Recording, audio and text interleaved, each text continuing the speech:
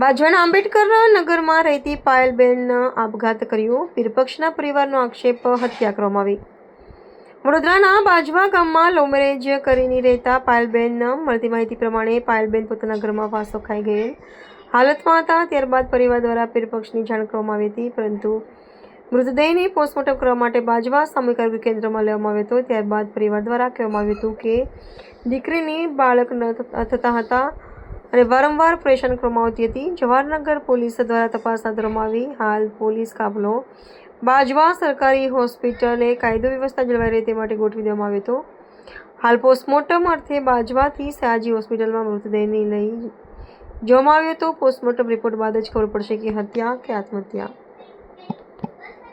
મારી નાખી એવું લાગે છે મને સાહેબ, એને મારી નાખી એવું લાગે છે અને એવો મને ધમકી આલતેલો, વારે મને ધમકી આપતો હતો. હા, આ પેલા પણ ઘણીવાર ધમકી મળેલી છે તમને? હા, ધમકી મળેલી છે. આજે 4 દિનથી ધમકી આલતેલો મને. કેવી ધમકી આપતો હતો? મને કે તમારા તાકાત છે કે આવી જાવ બાજવા એમ. ગુનો કરી દીધો અમે, અને વસ્તાર ન થાય એનો મતલબ બહાર મોકલી દેવાની, એ કઈનું કારણ છે? કયા મેં એમાં લખેલું છે શાસ્ત્રમાં કે છોકરીને વસ્તાર ના થાય એટલે બીજે મોકલવાની, કોઠા પર મોકવા માટે એને પહેરાયેલી. અમે અમારું એ જ કહેવું, અમારે તો ન્યાય જ જોઈએ, બીજું કશું નહીં. હતી બાદરુલ સામરદેવી ગામ પૈના અને વારંવાર ધમકી આપતો અને આ તો હાફ મર્ડર જ છે, મર્ડર જ કરેલું જ છે. તો ઘરે ફાંસો ખાધો નથી અને એને કરાર બી લખેલો કાલે. શું કરાર લખેલું? એ તો એને લખાયેલો નહીં બતાવ્યું. શું લખાયું આપણને ખબર નહીં, એવો બતાવતો નથી. એને અમુક કીધું એટલે અમને ખબર પહેલા લગ્ન કરેલું, પણ એને જ ઘર ના બાંધવા દીધું. અહીંયા ઘરના બધા દયા ગાડી એવો ગમે તે મેસેજ મોકલતો હતો અને એને પછી છૂટું આપી દીધું પેલા એ. અને એવો રાતે આવીને ઉઠાઈ ગયો, ઘરેથી આવીને ઊંઘેલી ઉઠાડીને લઈ ગયો. બધા લગ્નમાં ગયેલા એટલે ઊંઘમાં હતા, કોઈને ખબર પડી ના.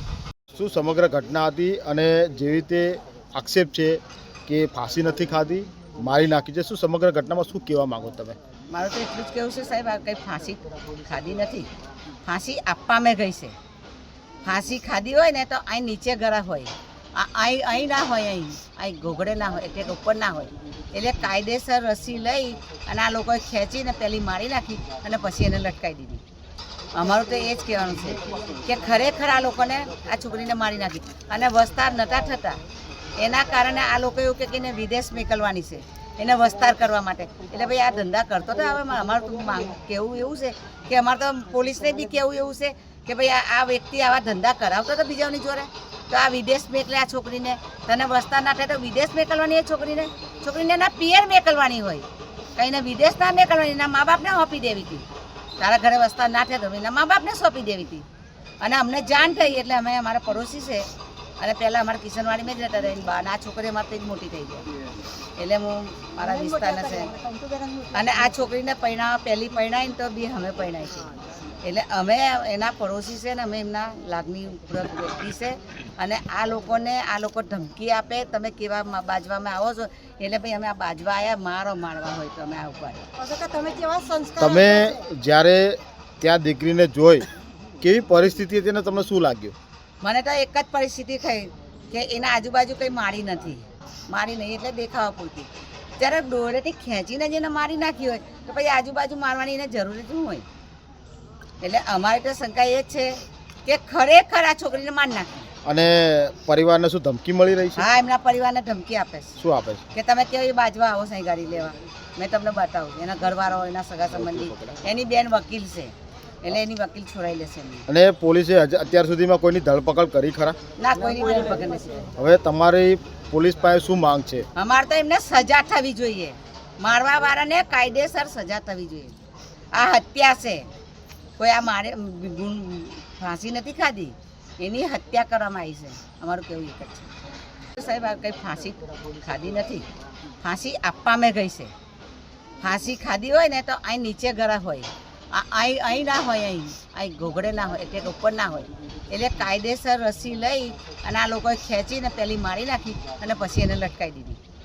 અમારું તો એ જ કહેવાનું છે કે ખરેખર આ લોકોને આ છોકરીને મારી નાખી અને વસ્તાર નતા થતા એના કારણે આ લોકો એવું કે એને વિદેશ મોકલવાની છે, એને વસ્તાર કરવા માટે. એટલે ભાઈ આ ધંધા કરતો તો હવે અમારું તો કહેવું એવું છે કે અમારે તો પોલીસને બી કહેવું એવું છે કે ભાઈ આ વ્યક્તિ આવા ધંધા કરાવતો હતો બીજાની જોડે, તો આ વિદેશ મેકલે આ છોકરીને, તને વસ્તા ના થાય તો વિદેશ મેકલવાની એ છોકરીને એના પિયર મેકલવાની હોય, કંઈને વિદેશ ના મેકલવાની, એના મા બાપને સોંપી દેવી હતી.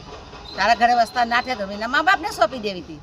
અને અમને જાણ થઈ એટલે અમે અમારા પડોશી છે અને પહેલાં અમારા કિશનવાડીમાં જ રહેતા હતા, એની બા આ છોકરી અમારે જ મોટી થઈ ગઈ એટલે હું મારા વિસ્તારના છે. અને આ છોકરીને પહેલી પરણાવીને તો બી અમે પરણાવી છે, એટલે અમે એના પડોશી છે ને અમે એમના લાગણી વ્યક્તિ છે. અને આ લોકો ધમકી આપે, તમે કેવા બાજવામાં આવો છો, એટલે ભાઈ અમે આ બાજવા આવ્યા, મારવા હોય તો અમે આ ઉપર. તમે કેવા સંસ્કાર તમે જ્યારે ત્યાં દીકરીને જોઈ કેવી પરિસ્થિતિ હતી અને તમને શું લાગ્યું? મને તો એક જ પરિસ્થિતિ થઈ કે એના આજુબાજુ કંઈ મારી નહીં એટલે દેખાવા પૂરતી. જ્યારે દોરેથી ખેંચીને જેને મારી નાખી હોય તો પછી આજુબાજુ મારવાની એને જરૂર શું હોય? એટલે અમારી તો શંકા એ જ છે કે ખરેખર આ છોકરીને મારી નાખી. અને પરિવારને શું ધમકી મળી રહી છે? હા, એમના પરિવારને ધમકી આપે છે. શું આપે છે? કે તમે કેવી બાજવા આવો સાઈ ગાડી લેવા, મેં તમને બતાવું. એના ઘરવાળો, એના સગા સંબંધી, એની બેન વકીલ છે એટલે એની વકીલ છોડાઈ લેશે એમને. અને પોલીસે અત્યાર સુધીમાં કોઈની ધરપકડ કરી ખરા? ના, કોઈની ધરપકડ નથી. હવે તમારી પોલીસ પાસે શું માંગ છે? અમારે તો એમને સજા થવી જોઈએ, મારવા વાળાને કાયદેસર સજા થવી જોઈએ. આ હત્યા છે, કોઈ આ ફાંસી નથી ખાધી, એની હત્યા કરવામાં આવી છે.